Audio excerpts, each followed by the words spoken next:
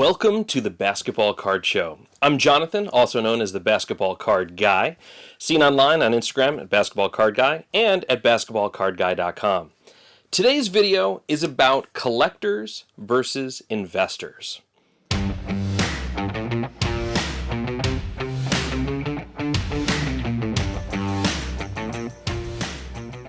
I'm a collector. I've been a long-time collector. My peak of collecting was around 1996 when I was just in my teens, and then I got back into collecting in the early 2000s, have been continuing the collection and just the hobby and really enjoying it.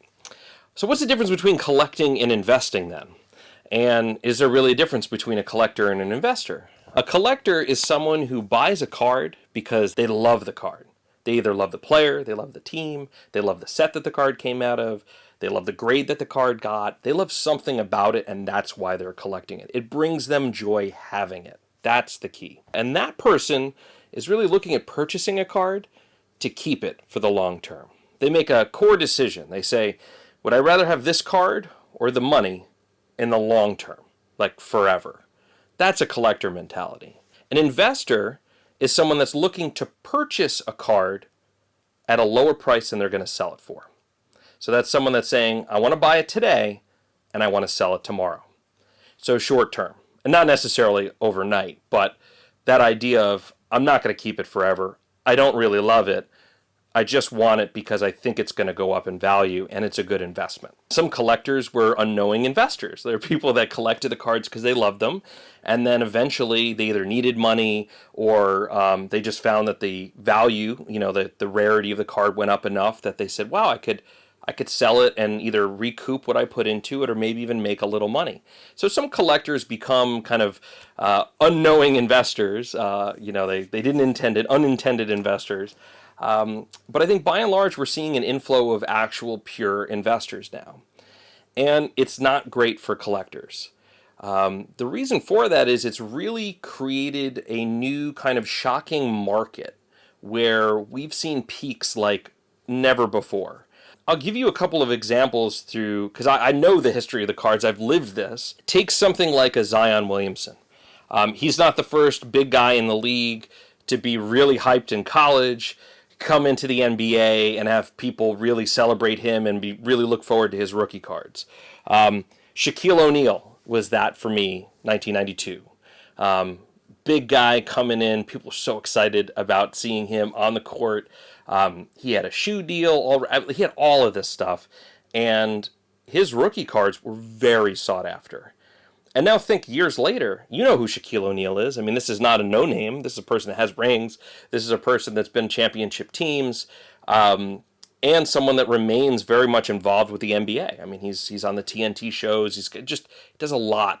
He's a DJ too, but he's got a lot out there. He's a personality. So his rookie card should be something of great value. But this card, one of the most iconic rookie cards he had from Upper Deck back in the day, sells just as you see it here, raw, for $5 to $8 today. Between $5 and $8. Even back in the day, it might have been a $10 to $12 card.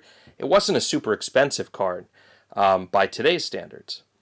So if we compare this to a Zion Williamson Prizm card, just a base, I just checked. The Zion has most recently sold for about $180. Just a regular raw Prizm. Raw meaning not graded, just in a top loader like this. How can that be worth so much more, $180, than this card of somebody that's established in the NBA and is just as well known, actually more well known, I would argue, than Zion is? There's also a trend in grading cards. So if you guys have seen the cards in slabs like this, it's a way that you have a third party tell you the condition of the card. And what people have been doing is they've been using grading as a greater differentiator for their cards. As a way to say, hey, yeah, I know that we both have the same card, but mine's better than yours because mine graded higher. Mine's got better centering, or the surface is cleaner, or the corners are perfect. And it's taking cards that aren't as rare and try to make them rarer. So in the case of the Luka Doncic Prizm card, this is a perfect example. For $180, you can get one raw, meaning not graded. If you want one as a Gem Mint 10 PSA, it's over $500. So what does it mean, though? And how sustainable is it? So, Luka Doncic, double-digit scorer. He was top 3 of the draft, his draft year. Really exciting rookie. Let me introduce you to another really exciting rookie. Top 3 in his draft. He was actually the second draft pick the year he was drafted. Also scoring about 20 points a game his rookie year. This is Keith Van Horn. Not only is it Keith Van Horn, it's Keith Van Horn in a chromium card. This was Topps Chrome. Actually more rare than Prizm, by the way. In a Gem Mint 10. This guy was all the rage this year. It was him and Tim Duncan were the 2 big guys in collecting. This card today can be purchased for less than $10. I think it's $6 is the going rate for a Gem Mint 10. Versus Luka Doncic's Gem Mint 10 is over $550. Why? How is this? Is the Luka more rare? No. All you have to do is look at the Pop Report. PSA's Pop Report will tell you exactly how many cards they graded total, and out of the ones that they graded, how many graded a 10, a 9, an 8, a 7, etc.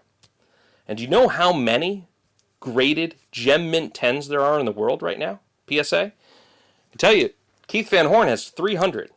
Pretty rare. 300 perfect cards his rookie year. This only sells for $6. Luka Doncic has over 10,000 PSA 10s. Not just cards graded by PSA. PSA Gem Mint 10, over 10,000. And they sell for over $550. Think about that for a second. Does that make any sense? So how does that happen? Why does it happen? Is it right? How does this come about? It comes about through market manipulation. This is a term that you may have heard. You may not understand it. I'm going to try and explain it a little bit in this video so that you have an understanding of it and how it happens. It's a term that a lot of people use kind of broadly, but I'm going to zero in on exactly how it's being done a bit. People entering the market, mainly investors that are coming in, are all being told you have to look at eBay sold records to figure out what the real value of cards are. But they don't realize that that is being manipulated constantly. Back in the 90s, everything was run through a price guide. So Beckett was one of the big price guides. Tough Stuff was another.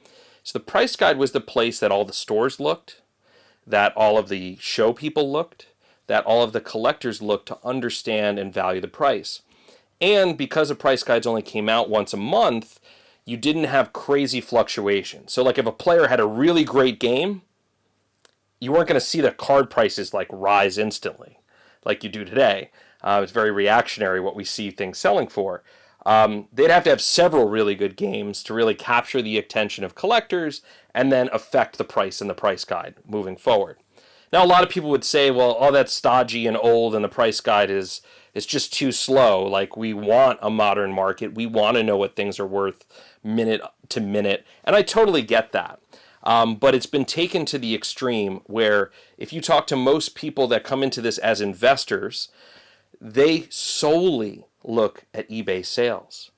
And unlike the Beckett publication that you'd have to break into their office and change a price in their guide before it was printed, it would be like a real spy operation. eBay values are way easier to manipulate. They're easy to change because all it takes is having a few auctions that sell for a certain amount of money to make people believe that a card is worth that amount of money.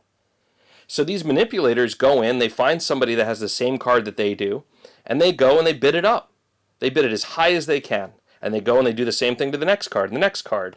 And all of a sudden, in the course of just 1 or 2 weeks, they can actually double or triple the value of a card this way in the kind of open market where everybody is looking. So that's how this is being done. What I suggest for everyone that's getting into this, if you're a collector, you already know this. As a collector, you know enough about the sports, you know about the things, you know that price is too high. But as an investor, you need to treat this a little bit more like the collector. Maybe befriend a collector. Maybe talk to somebody that watches the games to understand a little bit more about the player's history, where they're going, is their team good, do they have a chance at a championship, all of that kind of stuff. But also to ask them, how rare is this card? Am I buying a card that's truly rare, like that very few people have and in the future they'll really want? Or am I following the lead of a few people that have hundreds of these themselves that they're looking to sell as high as possible? And I think what you're going to find, a lot of these investment groups that are starting to pop up, investment advice in cards, are all designed to help the founders sell their own cards. So they may have invested heavily in Luka Doncic rookie Prizms and have a stack of 200 or 300. And once the market gets to a certain point, they're going to unload all of them and get people to buy them. But why will they be worth enough? Because enough investors have followed suit, paying more and more and more on something that's truly not that limited. So think about it. And look, if you love Luka Doncic, if you love the Mavericks, if you love that card, or you just always wanted to have a Gem Mint 10 card, and to you, paying $600 for it, for instance, is worth it, you'd rather have the card than the money, that's awesome. Then you should have the card instead of the money. But the bottom line is, if you're in this for investing, know what you're buying. I always tell people that I'm really close with when they ask me, like, I've heard all this stuff about cards. I saw a thing in Forbes, like, what's going on with this? I tell them that investing in cards is like a game of hot potato. Let's go! Yahoo! Hot potato! In this game, you gotta keep him moving, because if you got him when the music stops, you're starting to get hot. And when you get hot, you're not. Eventually, the music stops, and whoever has that card at the end loses, while everyone else along that path wins. So if you're investing and you're in this market, don't be holding the potato when the music stops. That's my advice to you. Beyond that, befriend collectors. Be a collector. I love looking at the cards. I love getting an autographed card because the guy actually signed it. I love getting a patch card because it was a piece of a jersey he wore in the game.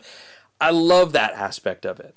And that's what's so cool about it. That's why it's better than owning a stock. Because when you own a stock, it's just a piece of paper, or actually it's just digital numbers at this point, in a system. You don't actually get to hold it. You don't get to have it. With cards, you have something physical. You can decorate a room with stuff. You can put memorabilia on your wall.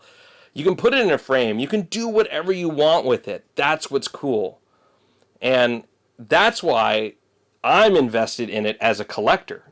That's why I've put money into it over the years, buying things that I would rather have than the cash I had at the time. And so that's what I love about it. I hope for all the collectors out there, please, you will get through this crazy market. For now, buy the things that you love that you can afford. Don't spend beyond your means. If you collect a certain player and that player is going up in value and you just can't rationalize spending that much, don't. You'll regret it. Stick with what you feel like is right. And for the rest of you that are investing, just know what you're buying and understand that when you're in a group of investors, everyone there is trying to make money. And at some point, someone's going to lose it. So don't be the guy holding the potato at the end. I hope that helps you guys out. You guys can reach out to me if you have questions. I'm happy to answer them. basketballcardguy.com, or you can get me on Instagram at basketballcardguy. Thank you guys so much for watching this episode of Basketball Card Show. I will be back with lots more, sharing pieces of my collection, sharing more advice with you.